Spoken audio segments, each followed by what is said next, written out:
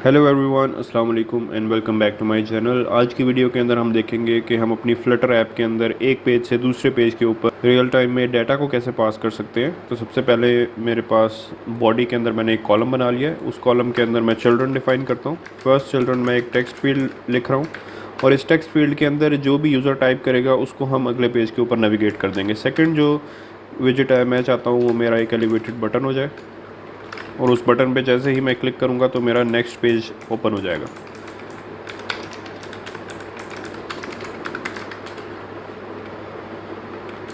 Okay, यहाँ पे लिख देते हैं नेविगेट और ऑन प्रेस्ड के ऊपर हम चाहते हैं कि हम दूसरे पेज की तरफ मूव हो जाएं और जो हम यहाँ पे टाइप करेंगे टेक्स्ट फील्ड के अंदर वो यूज़र का डाटा लेके हम उसको पास कर देंगे अपने दूसरे पेज के ऊपर। तो हम कैसे करेंगे, सबसे पहले तो हम एक इनपुट फील्ड बना लेते हैं।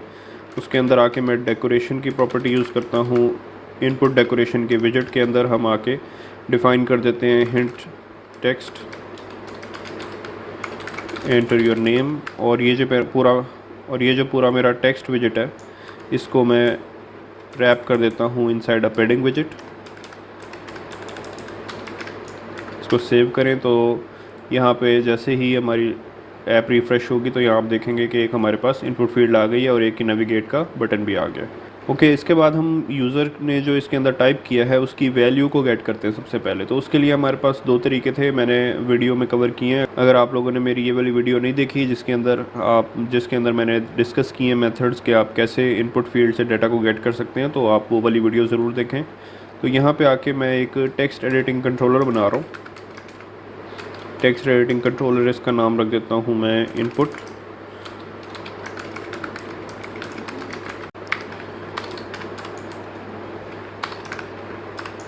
ओके, उसके बाद यहाँ पे फाइनल कीवर्ड लगा दें और ये जो अंडरस्कोर इनपुट है इसको एज अ कंट्रोलर डिफ़ाइन कर देते हैं इन दिस टेक्स्ट फील्ड। अच्छा, यहाँ पे एरर इसलिए दे रहा है कि यहाँ हमने कांस्टेंट लगाया हुआ है। इस कांस्टेंट को ख़त्म कर रहा हूँ मैं और जो चीज़ें कांस्टेंट है सिर्फ उन्हीं के पीछे हम कांस्टेंट का कीवर्ड लगा देते हैं।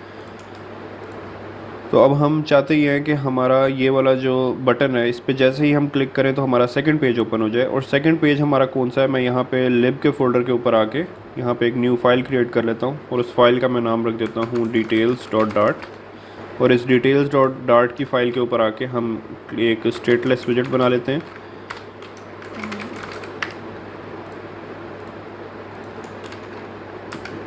और यहाँ पे मटेरियल पैकेज भी इंपोर्ट कर लें।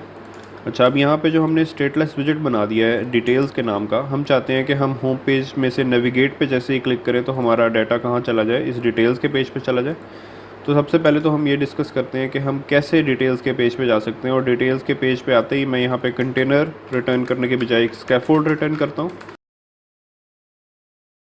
ऐप बार की फर्स्ट प्रॉपर्टी होती है टाइटल।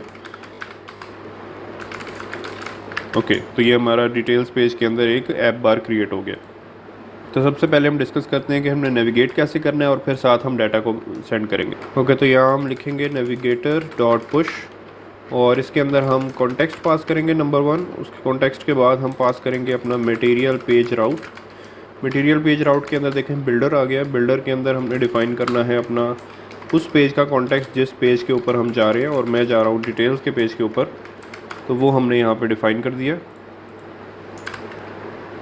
तो इसको हमने इंपोर्ट कर लिया। यहाँ पे एरर दे रहा था तो ये हमारे पास details.dart इंपोर्ट हो गया। Import details.dart। अगर आप इस तरह इंपोर्ट ना करें तो यहाँ पे आके कॉन्टेक्स्ट मेन्यू ओपन करें तो यहाँ पे लिखा आ रहा है import library package testing details.dart। तो इस तरह ये हमारा डिटेल्स का पेज यहाँ पे इंपोर्ट भी हो गया और उसको हमने यहाँ नीचे यूज़ भी कर लिया। तो हमारे पास बेसिकली नेविगेटर डॉट पुश के अंदर दो पैरामीटर्स होते हैं। नंबर 1 ये कॉन्टेक्स्ट होता है और ये कॉन्टेक्स्ट हमारा इस बिल्ड पेज का कॉन्टेक्स्ट है, वो हमने यहाँ पर पास कर दिया। उसके बाद मटेरियल पेज राउट के अंदर आके हमने डिफ़ाइन कर दिया है उस पेज का नाम जिस पेज के ऊपर हमने मूव करना है। तो अगर मैं इसको सेव कर लूँ और अपने एप्लीकेशन के ऊपर आऊँ तो यहाँ पे जैसे ही मैं नेविगेट पे क्लिक करूँगा तो मैं सेकंड पेज पे चला जाऊँगा। जैसे मैं इस पेज पे आया हूँ, देखें मैंने यहाँ पे क्या क्रिएट किया हुआ था, एक ऐप बार। और पुश के मेथड से क्या हुआ है कि हमारे पास यहाँ पे एक बैक बटन आ गया। मैं बैक बटन पे क्लिक करूँगा तो मैं ऑटोमेटिकली बैक हो जाऊँगा।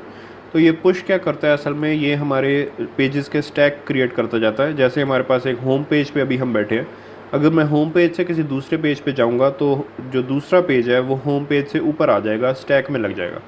तो जैसे ही नेविगेट किया तो होम पेज नीचे एग्जिस्ट करता था और हम उसके ऊपर डिटेल्स पेज हमने शो करा दिया। तो अगर मैं इस ऊपर वाले पेज को रिमूव करूँगा तो मेरे पास वो वाला पेज एग्जिस्ट करता होगा जिस पेज से मैं इस डिटेल्स के पेज पे आया था। तो जैसे इसको बैक करूँगा तो मेरा प्रीवियस पेज था होम पेज का, वो यहाँ पे स्टिल एग्जिस्ट कर रहा है। तो इसको कहते हैं पुश से। तो जो पुश मेथड होता है ये हमारा स्टैक्स के अंदर पेजेस को ऐड करता रहता है और पिछले जो पेजेस हैं उनको स्टैक में से रिमूव नहीं करता। तो इसलिए हमारे पास ये बैक का बटन भी आता है पुश की वजह से। तो ये हमारा, तो इस तरह हमारी ये जो नेविगेशन है from one page to the other, ये बिल्कुल प्रॉपरली वर्क कर रही है। अब इसके अंदर हमने डाटा को कैसे पास करना है, तो यहाँ पे इसकी ब्रैकेट्स के अंदर एज अ पैरामीटर आपने पास कर देना है। लेट से मैं यहाँ पे कोई इनपुट पास करना चाहता हूँ, वो मेरा यूज़र नेम है लेट से, और इस यूज़र नेम के अंदर मैं वो इनपुट लिखूँगा जो यूज़र ने इस इनपुट फील्ड के अंदर लिखी होगी। और इस इनपुट फील्ड के अंदर अंडरस्कोर इनपुट के नाम का एक मैंने कंट्रोलर बनाया हुआ है। तो इसका टेक्स्ट लेने के लिए हम ये यूज़ करते हैं यूज़र नेम, और उसके आगे हमने लिखा है अंडरस्कोर इनपुट डॉट टेक्स्ट। और ये यूज़र नेम क्या है, इस नेम से असल में मैंने उसे दूसरे पेज के ऊपर गेट करना है। तो मैं यहाँ पे डिफ़ाइन करता हूँ, आप लोग देखें यहाँ पे लिखा हुआ है की डिफ़ाइन की हुई है, और इस की के बाद आके मैं कोमा लगाता हूँ और यहाँ पे लिख देता हूँ required this dot user name. और इस यूज़र नेम को हम यहाँ पे क्रिएट भी कर लेते हैं। और यहाँ पे अब कांस्टेंट कीवर्ड हमने रिमूव करना पड़ेगा। ओके, तो अब देखें हमारे पास सारे इश्यूज़ रिजॉल्व हो गए हैं। और यहाँ पे हमने किया एक यूज़र नेम बना लिया और उस यूज़र नेम को कंस्ट्रक्टर में डिफ़ाइन कर दिया है कि ये हमारा एक रिक्वायर्ड पैरामीटर है जो कि हमें किसी भी पेज से आएगा। अगर हम इस पेज के ऊपर आते हैं तो ये हमें एक रिक्वायर्ड पैरामीटर है। और यहाँ पे आके मैं इस पेज के ऊपर अपने टेक्स्ट विजेट के अंदर आके इस यूज़र नेम की वैल्यू को प्रिंट भी करवा देता हूँ। और यूज़र नेम की वैल्यू को प्रिंट इस तरह हम करवा सकते हैं, या अगर आप करली ब्रैकेट्स ना भी लगाएं तो भी ये इसकी वैल्यू प्रिंट हो जाएगी। तो अगर मैं इसको सेव करूं और यहाँ पे भी कांस्टेंट का कीवर्ड आप रिमूव कर देते हैं।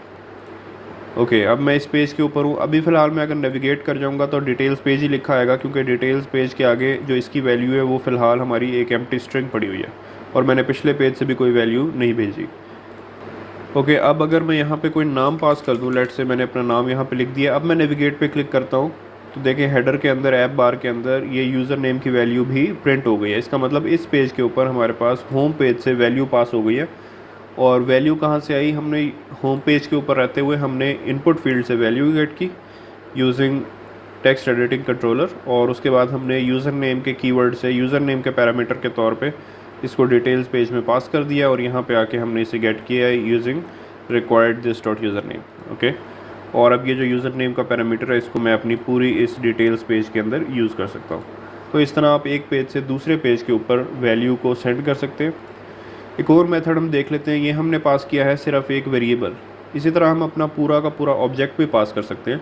अब पूरा का पूरा ऑब्जेक्ट कैसे पास करना है, उसके लिए आपके पास एक ऑब्जेक्ट होना चाहिए, एक क्लास बनी होनी चाहिए। तो मैंने लास्ट वीडियो से मेरे पास एक मॉडल बना हुआ है और उसके अंदर है प्रोडक्ट्स डॉट डार्ट। यहाँ पे देखें एक प्रोडक्ट क्लास बनी है और फिर इस प्रोडक्ट्स के एक लिस्ट बनाई हुई है, और उस प्रोडक्ट्स की लिस्ट के अंदर मेरे पास डिफरेंट प्रोडक्ट्स हैं।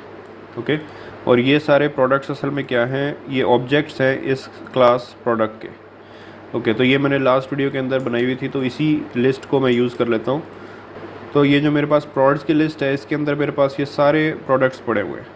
तो अगर मैं चाहता हूँ कि ये जो फर्स्ट प्रोडक्ट है इस प्रोडक्ट्स की अरे के अंदर, इस प्रोडक्ट्स की लिस्ट के अंदर, ये जो मेरा फर्स्ट प्रोडक्ट है ये मेरा पास हो जाए होम पेज से डिटेल्स पेज के ऊपर। इसको कैसे करेंगे हम, यहाँ पे पास करते हुए जैसे हमने अपनी इनपुट को पास किया है वैसे यहाँ पे हम पास करेंगे। लेट से इसको यूज़र नेम ही रहने देता हूँ मैं, और यहाँ पे एज अ वैल्यू मैं प्रोडक्ट्स पास करता हूँ। उस प्रोडक्ट्स के अंदर मैं ज़ीरो इंडेक्स का जो प्रोडक्ट है उसको पास करना चाहता हूँ। तो इस प्रोडक्ट्स के अंदर आके ये जो मेरी प्रोडक्ट्स डॉट डार्ट है इसके अंदर प्रोडक्ट्स की लिस्ट के अंदर जो फर्स्ट ऑब्जेक्ट है उसको पास कर रहा हूँ मैं।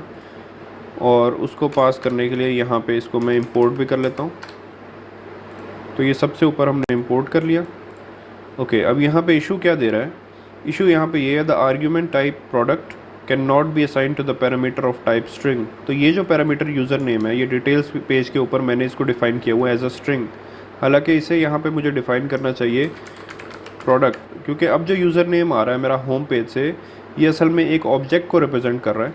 तो उस ऑब्जेक्ट की टाइप को मैंने यहाँ डिफ़ाइन कर दिया, और इसको भी मैं ख़त्म कर देता हूँ क्योंकि ये एक स्ट्रिंग नहीं है।